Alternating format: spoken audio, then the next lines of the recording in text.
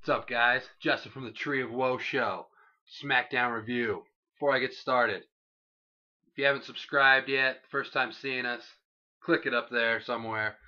If it's not the first time seeing us and you still aren't subscribed, what do we have to do? Just kidding. But go ahead and do that. Comment on the video of your thoughts on SmackDown, and comment on what my thoughts of SmackDown were. And like this video. Alright, SmackDown kicks off from St. Louis, Missouri with Booker T coming down to the ring with his entrance music blaring. The crowd loves Booker T. I love Booker T. We should all love Booker T. He was just coming out, introduced the World Heavyweight Champion, Mark Henry. Mark Henry basically talks about how Hell in a Cell is about the Hall of Pain and ending Randy Orton's career. Night of Champions is just about the championship. This is real life. He says Orton cannot beat him on Sunday, and the Great Khali cannot beat him tonight.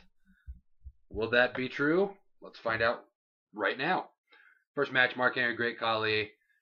Great Khali still on our televisions, folks, but what should happen happens. World's Strongest Slam, Mark Henry wins. Make him look strong. Even though Great Khali isn't the greatest guy, when people see him on TV slamming this huge guy, it's like, whoa, if he's doing that to that guy, what can he do to little 6'4" Randy Orton? Gets the chair on the leg, jumps off the ropes. Boom. Same thing he's done to everybody else. Justin King comes down to help Great Khali. You're welcome, America. And then Khali is just showing backstage getting carted out, and Jinder Mahal comes up and starts yelling at him. Whatever he's saying. Nobody knows. And then we get hometown reunion number 1 as Evan Bourne with Kofi Kingston comes down to take on Jack Swagger, who comes out to Dolph Ziggler's music. Don't get confused. Jack Swagger is not perfection. Apologize, Mr. Rout. But he comes out with Vicky and Dolph. And, in the match I like to call, if you've played SmackDown vs. Raw 2011, in the Who Does Rey Mysterio Want to Be Friends With match on the road to WrestleMania. If you get that, you get it. If not, I'm sorry.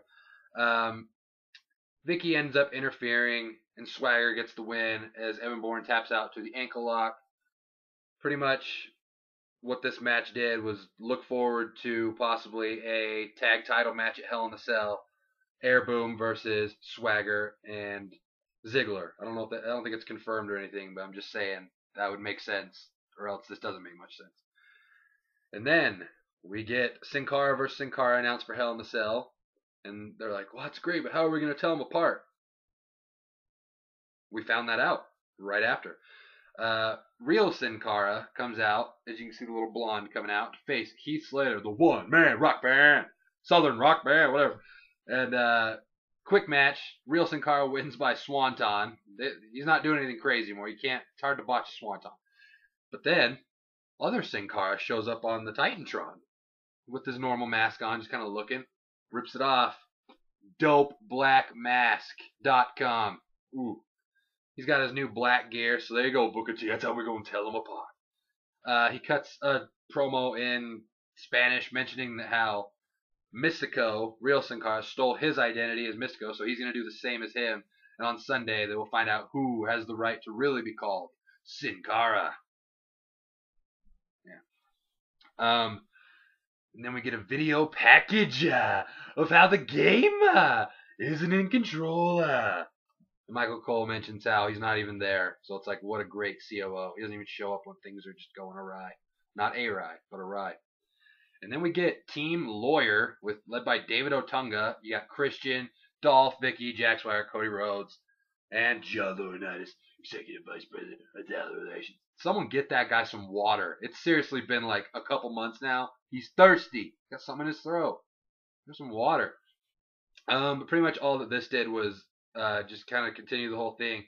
And at the end, they all kind of were acting like, okay, is everyone down for Monday? So look forward to something happening on Monday. SmackDown building towards Raw. Oh, baby. Then we got, ooh, baby, Kelly versus Natalya.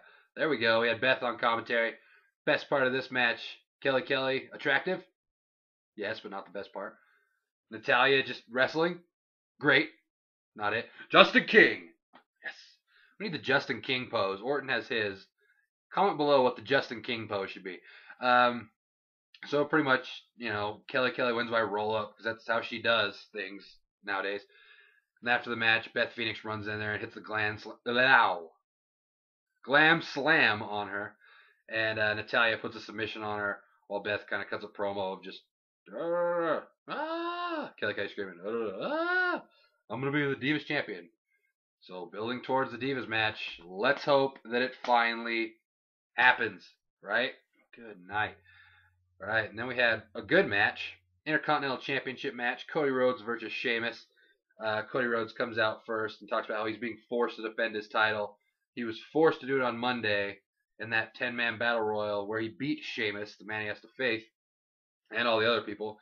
He's being forced to do it again tonight, and it's under protest, even though he will defend because he's a champion of the people.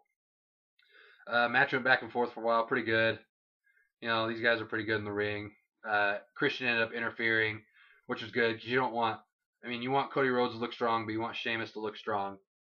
So it's good to have Christian come and interfere, end the match with a DQ. So Sheamus technically wins, but can't win the title on a DQ, brother.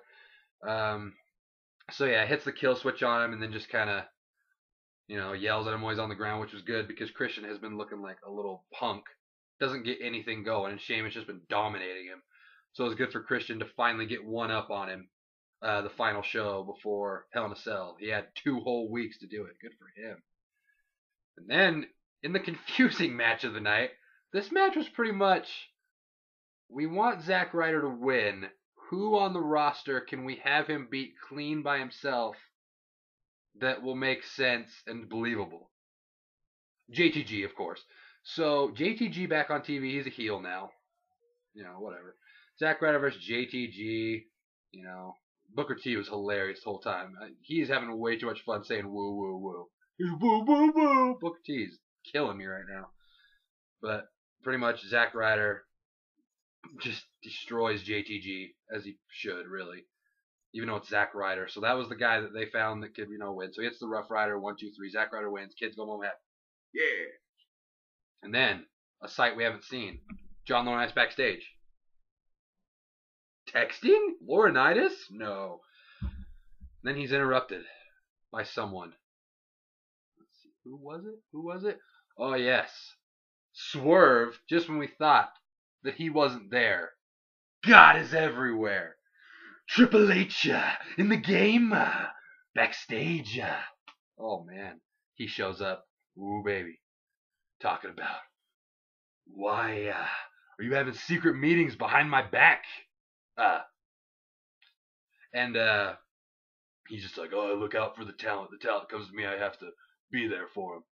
And he's like, okay, well, Triple H, basically says, okay, good, because if I can't trust you, I might as well wish you best of luck in your future endeavors, huh? And then John Laurinaitis, and he walks off, and John Laurinaitis looks at the camera. Back to texting. Oh boy, like we said before, if that guy doesn't have unlimited minutes, I'm sorry. Alright. And then we get a backstage segment with the hometown hero, no offense, Evan Bourne, Randall Keith Orton with Matt Striker, like I said. Debuting his new t-shirt, not this one, but his new t-shirt, doesn't wear t-shirts, gotta wear it at least once to get people to realize what it is. Basically just talking about Hell in a Cell. Mark Henry says he can't beat him. Basically, no one knows if he can hit an RKO. That's like the big build-up of this storyline is, can Randy Orton hit an RKO on Mark Henry? Find out later. Pretty much just saying that he better hope he hits an RKO on him early because there's many ways he can injure him in that cell where anything goes. So look out, Mark Henry. Then we get to the main event of the evening, a match we've only seen a few times. We needed one more match of this. Christian versus Randy Orton. And of course, commentary with its brilliance. Not Booker T, not Michael Cole, that other guy. You know what I'm talking about. Joshua. Talking about how we're being thrust back into one of the most even feuds of the year and the summer. Okay, Josh. I love Randy Orton. We all know this. That was not an even feud at all. Randy Orton laid it out on him. Come on. Whatever. He's just Not very smart. And then Randy Orton. Randy Orton was not lit. He came to perform tonight. You'd almost think he was in his hometown or something. He was actually trying hard. He broke out the gut wrench move, the drop move. He had the cover where he's in the turnbuckle and he rolls him up. He had all the moves tonight. He was in front of his wife tonight. He was, you know how it is. But surprisingly, in his front of his hometown, he doesn't get a clean victory or a victory at all. Ends in a double count out when Christian attempts to leave the ring, and Randy Orton's like, no, brother. Chases out. They fight outside the ring for a while. That's really all it was. And then the match ends in a double count out. Didn't seem like they cared. Randy Orton was just trying to whoop that ass. And then, so he has him up on the announce table. RKO on the table, maybe? Another one? Will it break? These questions and more answered right now. No, none of that happened. Cody Rhodes came down to make the save for Christian. Orton goes leapfrog off the table and attacks Cody. But then Christian, they end up double teaming him and get him in the ring. And, but then, luckily, Shark Week, Great White. Next Shark Week, we'll all remember Sheamus. The Great White Sheamus comes down to make the save for Orton. And he, knocks them both out, runs Christian up the stage, into the crowd, and out of there. So they're out. And then all of a sudden, Mark Henry's music hits. Somebody come. Are they, though? I don't know. Mark Henry comes down to the ring, still building towards the whole thing of, can Orton hit the RKO on this guy? So he comes down. Orton goes for the RKO straight away, shoves him off, moves back into him. World's Strongest Slam. And you're thinking, wow, Randy Orton cannot get up on this guy. I mean, come on. But then Mark Henry made the mistake of leaving Orton. The Viper. He was coiled. He went and got a chair and tried to do the old leg move on Randy Orton in his hometown. Raise your hand if you thought this was really going to happen. My hand is down, as you can see. So before he can do that, pops up, gets a hit on him, running RKO. The crowd goes wild. Like, what?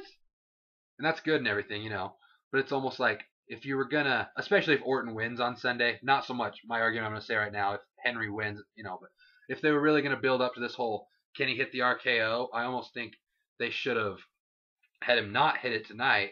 And then if they plan on having him win on Sunday, that's when you do it. So it adds to the whole thing of, but now we know he can do it. So if he does it, it's not going to be a shock, just nitpicky stuff. But, that's about it for SmackDown. Got the Sin Cara match announced, built towards more stuff. So it was pretty good. Can't really complain. It wasn't anything like wow factor, but it was all right. So yeah, that's it for SmackDown. Stay on the lookout for our Night of Champions. Oh, Hell in a Cell prediction video that will be coming up very soon, as it is on Sunday. So, like I said at the beginning, subscribe up above. If you weren't sold at first and you are now, button's still right there. Click that sucker. Comment below. Like this video. And side note, non-wrestling related, if you want to become more involved with the Tree of Woe show, know our personal business, if you follow football at all, you will find it very interesting that this weekend, Saturday and Sunday, me and Jake, who is not here right now, have some football games that are very close to our hearts, as in the same weekend, my University of Utah Utes take on Jake's University of Washington Huskies on Saturday. You're thinking, oh, that's kind of random. I mean, they're in the same conference, but it's funny they play each other. The same week that my Atlanta Falcons take on Jacob's Seattle Seahawks. So if you want to keep track at home of the Tree of Woe Bowls, there they are. So feel free to make fun of us. If you follow football and you see who loses, make fun of us. Tree of Woe Bowl. That's fun to say. Say that at home. Tree of Woe Bowls. There you go. Have a great night, wherever you are. I'm Justin, signing out.